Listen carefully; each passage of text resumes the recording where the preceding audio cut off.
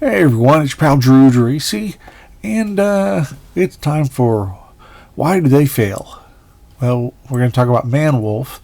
Marvel was doing a lot of monster stories after the Comics Code Authority loosened up some of their guidelines that were started in the 50s when EC Comics was essentially put out of business because all the competitors, they got together to form the Comics Code to bypass Frederick Wortham and others who were concerned about the evils of comics and how comics created juvenile delinquents. Even though back then every kid read comics, so it was a very tenuous argument at the same place. At the same time, but EC Comics they published books called Tales of Horror and Tales of Terror and all this stuff, and they were on the edge, and they were great. They had great artists, but they had to shut down for the most part. And then Mad Magazine it was a comic book, they turned into a magazine. That's a different story. But anyway, in the 70s,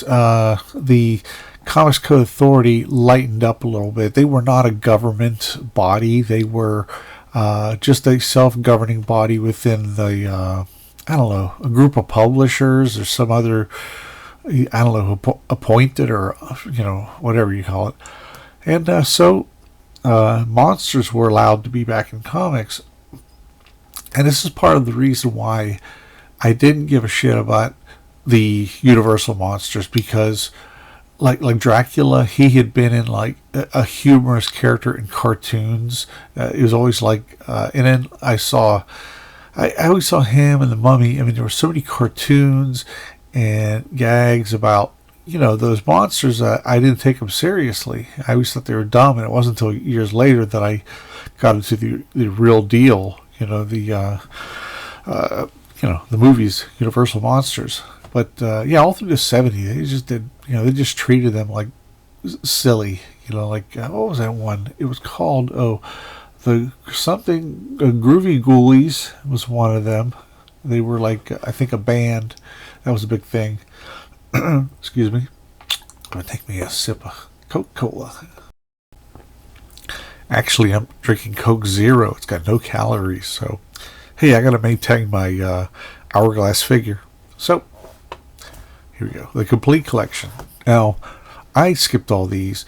Just like the cartoons and that, Marvel didn't always go full out. They did have Werewolf by Night. Okay, I'm corrected there. They did have Dracula, but they also had ancillary characters like Man Wolf, who, he looks more like a supervillain. He's got his costume on that he wore when he was an astronaut. I don't know why it's skin tight and all that. Don't matter. It's comics. And then there was also Morbius, and I also covered that in one of my episodes, who he was just, I thought, was a pathetic character. He was a artificially created vampire who wore like a garish costume. So you see where I'm going with this. But it got collected in one issue, and I'm a Bronze Age sucker for this kind of stuff. I love the body English on these two.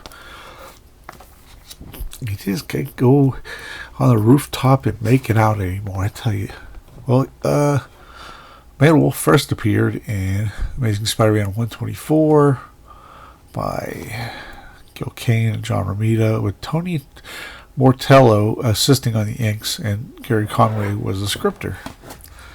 And he was only 19 at the time when he started writing. So I'm going to get through this because it's mostly Spider-Man stuff. I'm not going to tell the origin and all that because it'll just tie things down.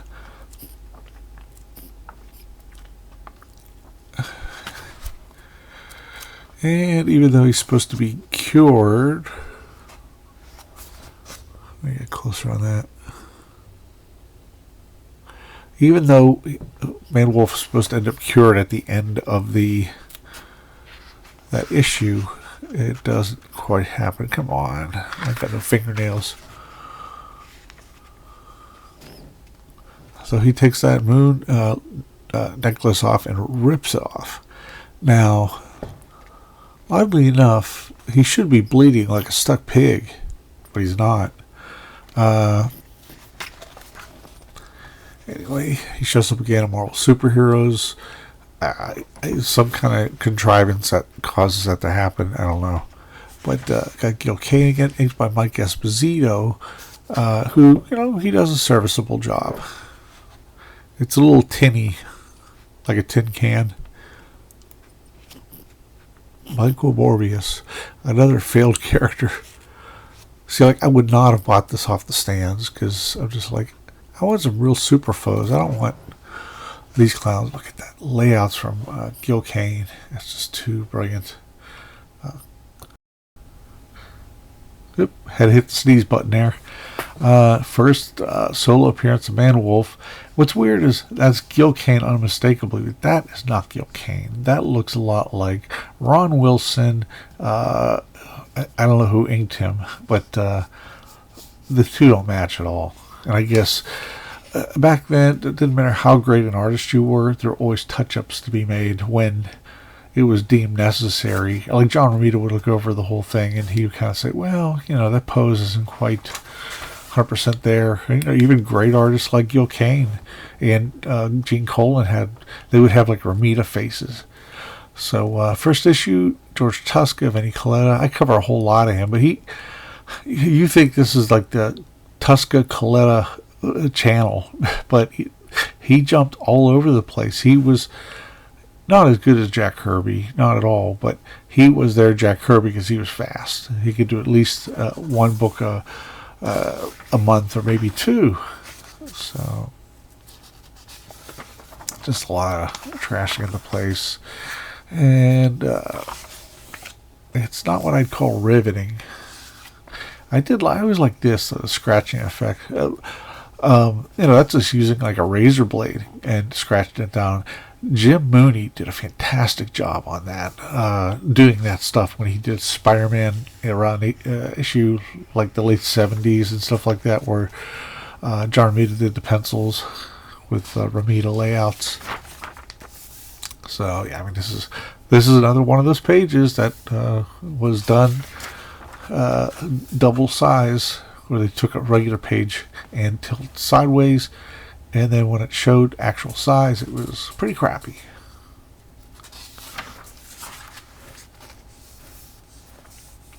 See, that suggests excitement, but I still wasn't one of those Wolfman or Werewolf by Night characters because, as I said, all those cartoons had them as pseudo bad guys, like on Scooby-Doo or something. So I never took them seriously. So I just avoided them like the plague. Doug Mensch is a writer. He was very prolific. He covered a lot of adaptations, as I'd mentioned before. So, this is just la-di-da-di-da. A lot of big panels, a lot of dead air. So,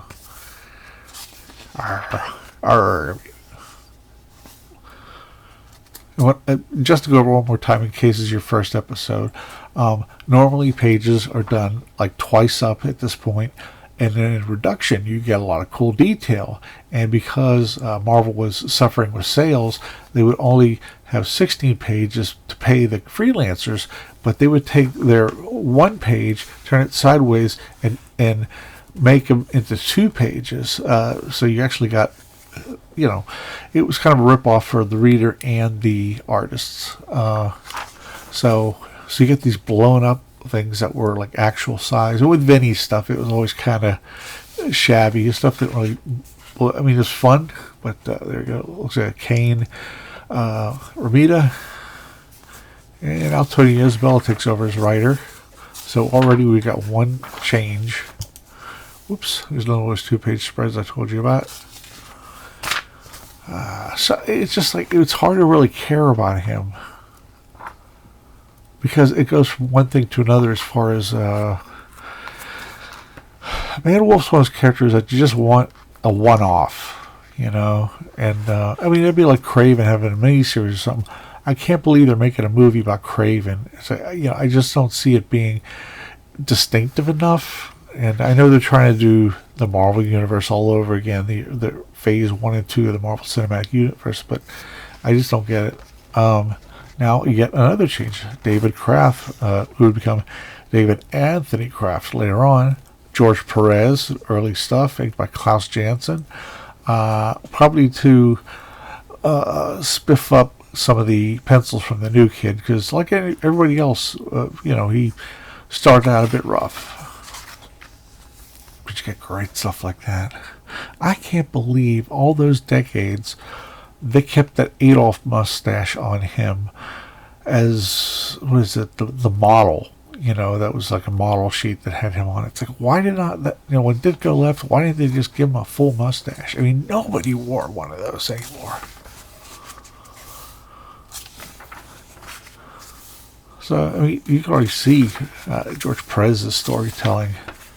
I know, you know what it is? It's Perez, but, we all say Perez, just because. Okay, now we got David Anthony Kraft. Dave the Dude Anthony Kraft. So that is a presage to, a presage, Steve the Dude Rude. George Perez, Frank McLaughlin, who does some nice stuff. And it seems to be a better fit.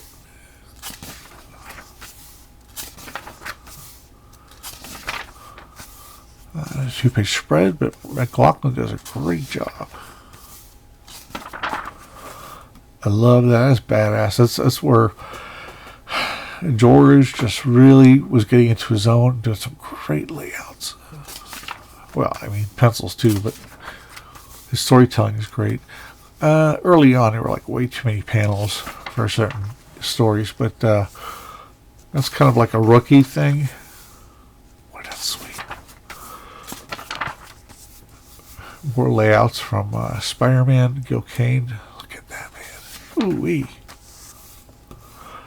George Perez, Frank McLaughlin.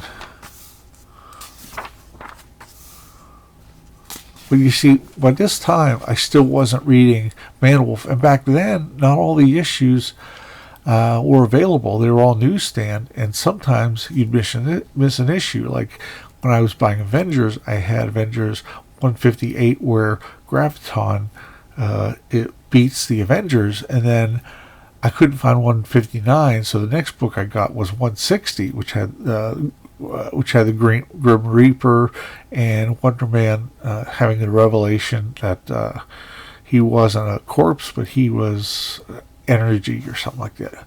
Pure energy. So this is pretty sweet.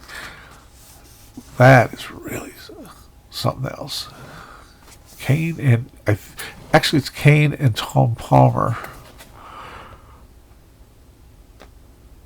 Yeah, definitely.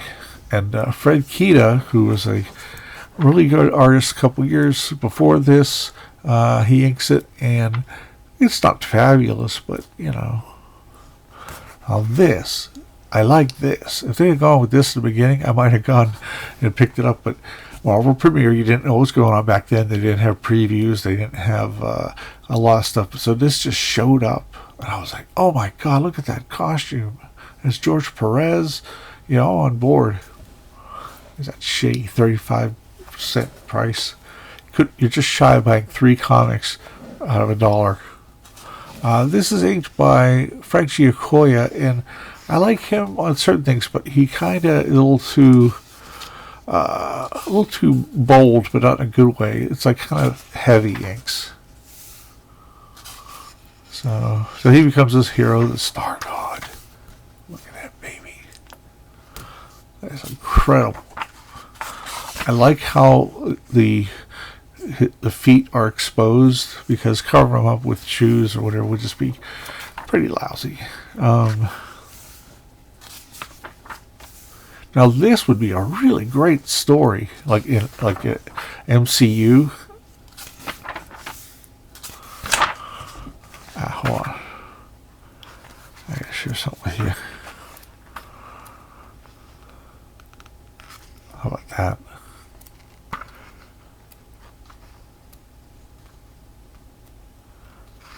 Yeah, that was the next issue. How about that? That's a great page. And 2-page spread there. I couldn't find what I was looking for. Then Spider-Man Frankenstein monster, which is exactly what Ralph Macchio was afraid of when they brought Frankenstein monster to their present. You'll have to see my other episode, my other channel, Random Comics from my spinner rack. I love that pose they chose. He's getting freaky. Frankie's getting freaky. And Man-Wolf. That is a really cool and very unusual pose. But it works. Works for me. And then it skips to certain pages to where Man-Wolf showed up later.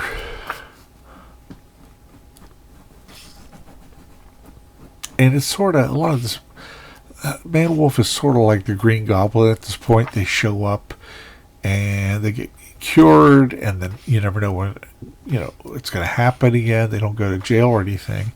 And we get the Savage She-Hulk, which I thought was crap. I bought the first issue by Stan Lee, John Buscema, and Chick Stone, but David Anthony Kraft, he did try to do pretty good, but boy, oh boy, Mike Vosberg, he was just banging this shit out.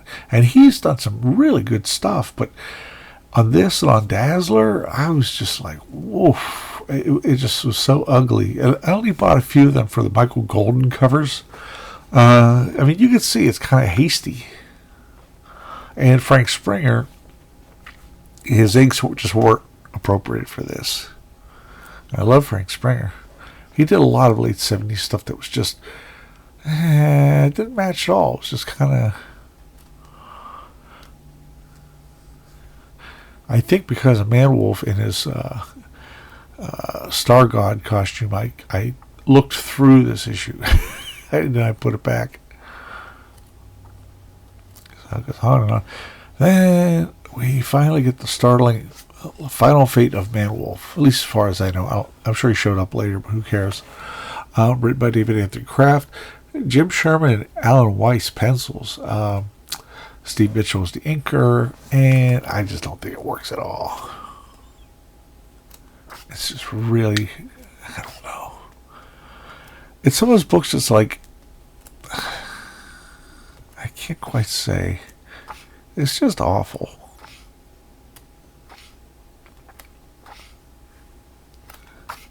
I hate saying that because I do love all these creators. It's just that,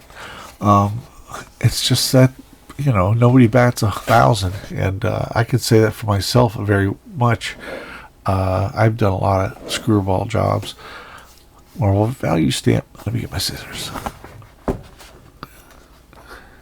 Anyway, that's it. It just had, unlike,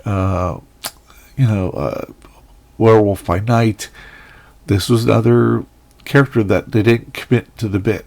It's like he should have been a werewolf, but he was a werewolf / superhero. But it was only, if he had started off that way, I would have gotten into him when the later issue, George Perez.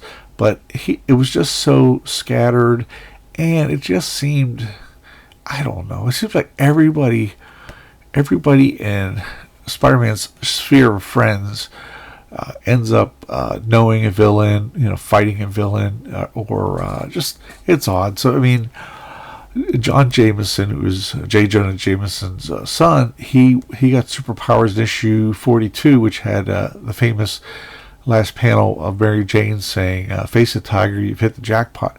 So what happened was John Jameson, he went up in space and he found a moon rock, and it wasn't a rock; it was a rock lobster. He got superpowers for that issue, and he wore pretty much the same thing, but then he got better. I don't remember, but individually I ignored these comics like the plague, and then it wasn't until George Perez, who was already a superstar in Fantastic Four and Avengers, came along. So that's a way to grab me.